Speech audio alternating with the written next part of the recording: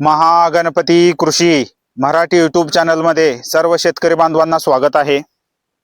तर ऊस शेतीमध्ये जास्त पाण्याचा वापर केल्याने, जास्त आपण पाणी दिल्याने कोणत्या पद्धतीने नुकसान होतात ही चर्चा आज आम्ही करणार आहोत। तर पहिली गोष्ट, आपण जास्त पाणी वापरला किंवा सारखं आपण पाणी देत असाल ऊस शेतीला तर ऊसामध्ये वाढ ही कमी होते। त्यानंतर आपण जास्त पाणी वापरत असाल, सारखं आपण ऊसाला पाणी दिल्याने जे आपण ऊस शेतीमध्ये लागवड वापरतो, खते वापरतो, ती सर्व खते पाण्यासोबत खाली जाण्याची शक्यता असते। तर आपण सारखं पाणी दिल्याने काय होतं की जी लागवड वापरलेली असते ती खाली जाते, मातीच्या खोलापर्यंत जाते। त्या कारणाने ती दिलेली लागवड ऊसाच्या मुळ्यांना भेटत नाही। तर ह्याच्यासाठी आपण जास्त पाणी वापरू नये।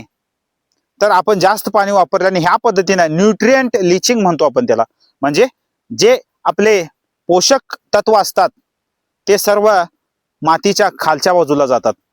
त्या कारणाने ऊसाला ते भेटत नाहीत। त्या कारणाने आपण जास्त पाणी वापरू नये। आणि आपण जास्त पाणी वापरल्याने ऊसामध्ये रोग आणि कीड जास्त होण्याची शक्यता असते। तर आपण व्यवस्थित पाणी वापरणं खूप महत्त्वाचं आहे। ऊस शेतीमध्ये जास्त पाणी वापरल्याने जमिनीमध्ये क्षार जास्त होतो, जमीन क्षारपड होण्याची शक्यता जास्त असते। तर आपण जास्त पाणी वापरू नये। त्यानंतर आपण ऊस शेतीमध्ये जास्त पाणी वापरल्याने ऊसाच्या कांड्या ज्या असतात त्या कांड्यांमधील अंतर कमी होतो, आणि एकदा का कांड्यांमधील अंतर कमी झाला तर ऊसाचं वजन ऑटोमॅटिकली कमी येतं।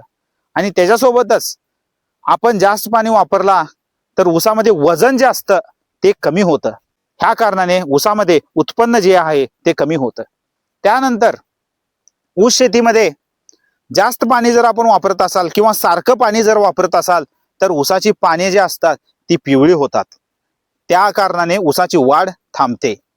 त्यानंतर आपण जास्त पाणी वापरल्याने ऊसाच्या मुळ्या ज्या असतात त्या मुळ्यांची वाढ होत नाही।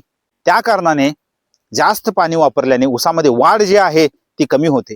तर ह्या कारणाने आपण ऊसाच्या कोणत्याही स्टेजला, लावण केल्यापासून ते ऊस तोडणीपर्यंत आपण पाण्याचे मॅनेजमेंट करणं खूप महत्त्वाचं आहे। तर पहिल्या महिन्यामध्ये कोणत्या पद्धतीने पाण्याचे मॅनेजमेंट करावं ही संपूर्ण माहिती तुम्हाला ह्या व्हिडिओमध्ये आहे, तर आपण ती बघू शकता।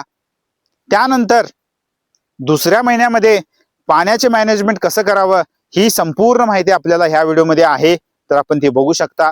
तर ह्या पद्धतीने आपण ऊस शेतीमध्ये व्यवस्थित पाणी देणं खूप महत्त्वाचं आहे। तर व्यवस्थित पाणी दिल्याने आपल्याला ऊस शेतीमध्ये जास्तीत जास्त उत्पादन भेटतं। तर जास्त पाणी ऊस शेतीमध्ये देऊ नये, कारण ऊसाचे उत्पादन कमी होते। तर भेटूया नेक्स्ट व्हिडिओमध्ये। थँक्यू, धन्यवाद।